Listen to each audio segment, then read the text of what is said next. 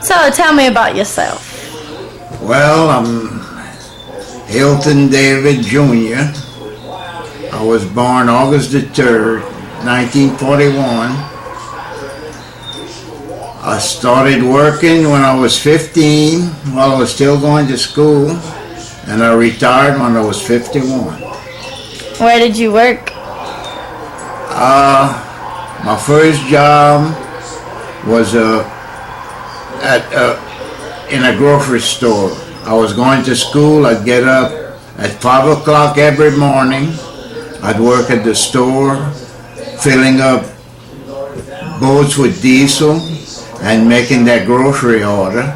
In those days, you'd write down every item they'd buy in a book. And at the end of that trip, they'd come pay the grocery store. And I'd work 13 and a half hours on Saturday, and I'd work from 5 to 8 when the bus would pick me up to go to school, since I was in the 10th grade. And I'd play basketball, football. Sometimes we'd come in at 1 o'clock in the morning, but I had to get up at 4:30 to go to work. And I'd make $32 a week. Was that a lot back then? Oh, that was buku money. When I graduated, I bought my ring and I bought all my cards, my graduation card. So after you graduated, where you worked? After I graduated, I went to Naples for a couple of semesters. I worked with fixing appliances, dishwasher. Well, they didn't have dishwasher then, but washing machines, dryers.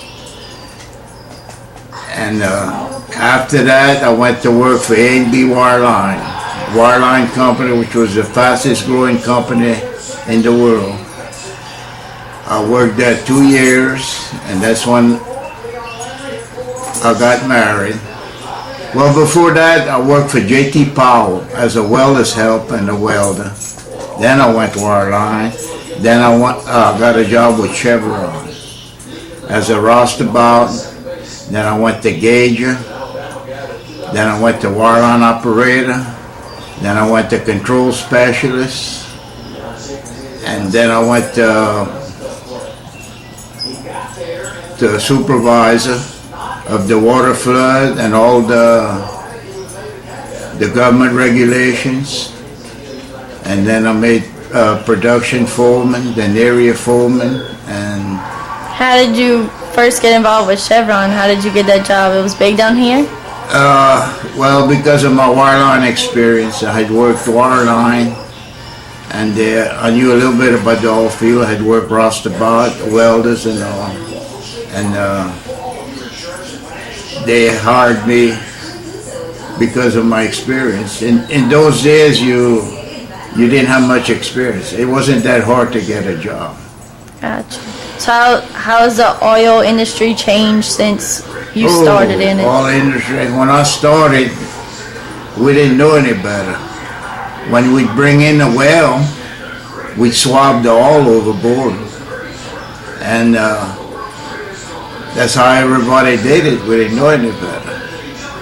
And at the end, I was supervised on a rig off of Florida. And we had a barge, and everything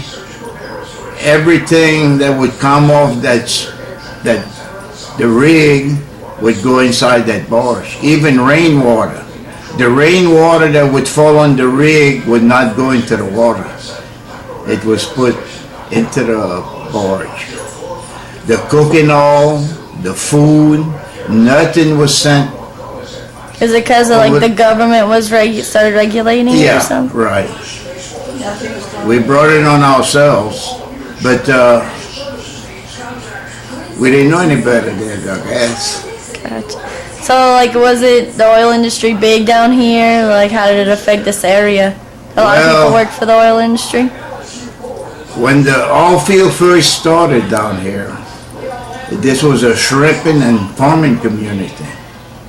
And Texaco started in Golden Meadow, and